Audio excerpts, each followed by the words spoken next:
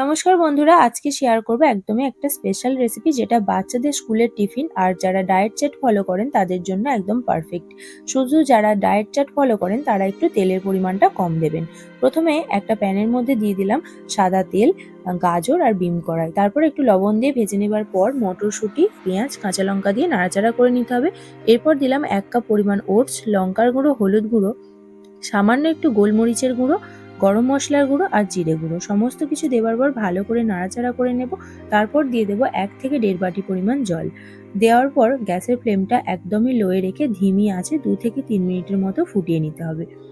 যখন দেখবেন একটু সবজিগুলোও রেডি আর ওটসটাও প্রায় ভালো করে তৈরি হয়ে গেছে, তখন কিন্তু আমাকে সামান্য একটু চিনি আর একটু লবণ দিয়ে নাড়াচাড়া করে ওপর থেকে ধনেপাতা কুচিয়ে নামিয়ে নিলে আজকে ওটসটা রেডি। কেমন লাগলো ভিডিওটি জানাবেন, ভালো লাগলে লাইক, কমেন্ট, শেয়ার আর চ্যানেলটিকে অবশ্যই সাবস্ক্রাইব করে দেবেন।